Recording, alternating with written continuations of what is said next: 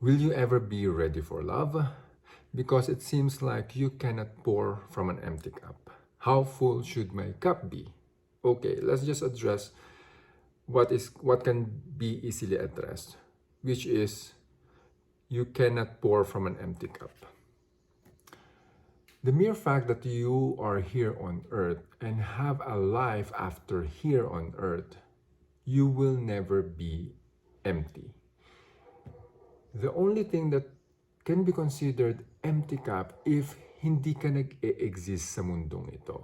Even the smallest particle sa mundong ito is something and can contribute something. So, you will never be empty. Second thing that we can address easily is how full should my cup be? I think it's not just an issue of how full should your cup be, but it is also an issue of how much growth is your cup becoming. Dapat yung cup mo lumalaki rin. Halimbawa, if your cup is equivalent to 1 liter cup, puno ka, and gusto mong ibigay yung meron ka, sabihin natin, sa isang tao, pero ang equivalent ng cup niya 1 drum. Do you think magkakaroon yun ng so much impact sa tao yun? Even punong-puno yung 1 liter mo, binigay mo sa kanya lahat yan.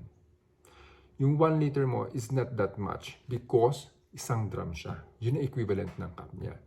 So, don't just focus on making your cup full, but also making your cup becoming bigger.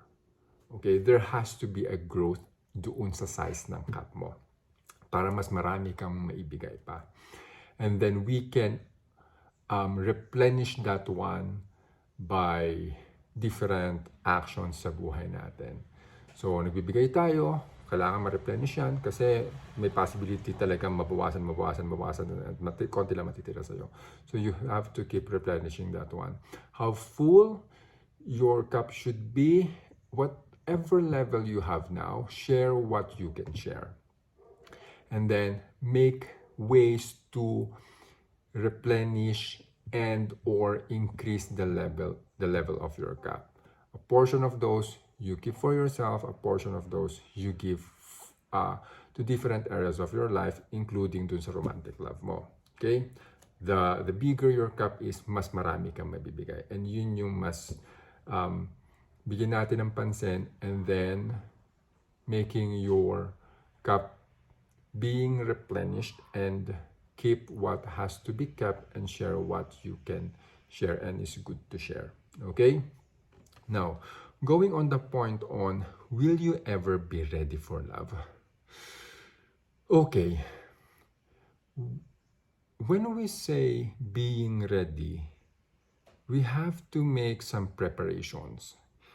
And my question for you is, do we prepare ourselves before the romantic love would come into our lives, which we would not know kung kailan darating? Being ready for romantic love has different compartments. Are we mentally ready, emotionally ready, physically ready, financially ready to make some sacrifices, to give some time, effort, energy, gifts, etc. And different compartments pa. Ready ba tayo? We can only be ready if we can anticipate things to happen. Halimbawa, on the mental compartment, kaya ba nating isipin? Naiisip naman natin yung mga bagay na kapag dumating yung partner mo, hindi lang trabaho mo isipin mo, pamilya mo, pera mo, at iba-ibang bagay. Pero your partner would now be occupying some space sa pag-iisip mo. So, if that you can anticipate, you could be ready for that one. When it comes to emotional compartment, kaya ba nating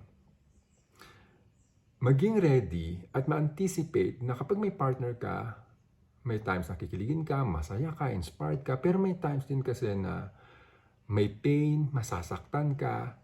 Kapag na-anticipate mo yan, at pinili mo maging ready for that one, then you can be ready for the things that you can anticipate. And when it comes doon sa flaws na na meron yung tao, kapag inisip na natin yan, at pinipili na natin, malalaman natin yan, at nire-ready natin yung sarili natin na tanggapin yan, then we have a space for acceptance, being ready doon sa flaws ng tao. However, yun yung mga bagay na anticipate natin. Kaya lang hindi kasi natin ma-anticipate lahat. Those we cannot be ready. When it comes to financial compartment, sabihin natin, enough na yung pera natin ngayon, may pang date, pang regalo, expenses mo for your partner, future partner, that we can be ready. Pero hindi kasi natin masasabi na what if may emergency dumating? Ready ba tayo financially? Ganun ba kalaki yung pera natin, savings natin, yung income na papapasok natin? Kapag dumating yung sabihin nating health-wise issue, financially ready ba tayo? That we cannot anticipate. So, we cannot be ready for the things that we cannot anticipate to happen doon sa magiging relationship na yon, doon sa pag-meet sa makikilalang taong special na yon. So, just like an example, out of the context, different context, not romantic love, but on the context of the world. The government do prepare things for calamities, kasi alam naman natin na may mga calamities na dumadating sa bansa natin, sa atin, that we can prepare for. Kasi na-anticipate natin eh. Pero, hindi naman anticipate ng mundo na magkakaroon ng COVID.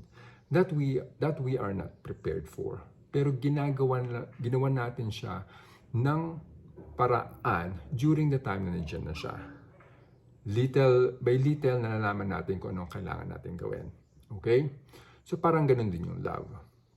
Just like another example, a woman. Merong mga babae na they were not ready to be a mother. Unexpected kasi. Hindi nila in-anticipate na mabubuntis sila agad.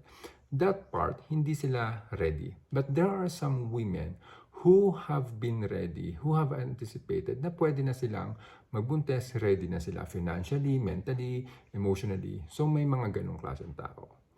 Another example is when it comes to death and meeting the Lord. There are some people who have prepared themselves na ito yung susuot nila kapag namatay sila, dito sila ililibing, ito yung mga ari-arian na may iwan. That part, they are ready. Kasi anticipated naman natin na lahat naman tayo mamamatay. Pero, some of us, chooses to prepare for the death. And some din, hindi pinipiling maging prepared for death. So, iba-iba. And then, when it comes to meeting the Lord, kapag ba kinuha tayo, handa ba tayong humarap sa Lord? May mga tao ready. Kasi alam nilang darating. At alam nila yung value na meron doon.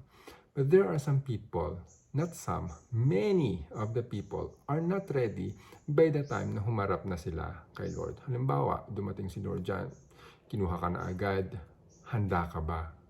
Ready ka bang harapin? Di ba? Karamihan ng tao hindi naman talaga handa. So that's the same concept when it comes to romantic love. Maraming tao hindi ready. There are some few who have anticipated kung ano yung pwedeng mangyari. And they chose to be ready, to prepare, kaya sila nagiging ready. But again, a big portion of those things that would happen into our life, we cannot exactly anticipate them. So, hindi natin kaya maging ready sa mga bagay na we cannot anticipate. A big portion of humanity is not really prepared sa iba-ibang aspeto ng buhay. But with our discussion now, romantic love, I would say big portion ng tao hindi naman talaga prepared. They don't project the future of what could happen. Basta what they focus now is kung anong meron sila ngayon. Ito trabaho ko, financially, ito yung mentally, ito yung concern ng mental compartment ko, emotionally, ito yung concern ng emotional compartment ko, financially, ito yung concern ng financial compartment ko. They probably project mga travels, leisure, pero on a short-term basis. But the long-term basis, yung romantic kind of love, karamihan ng tao, hindi prepared. Again, we can only be ready for the things that we can anticipate to happen and decided to be prepared for, and we cannot be ready for the things that we cannot anticipate to happen.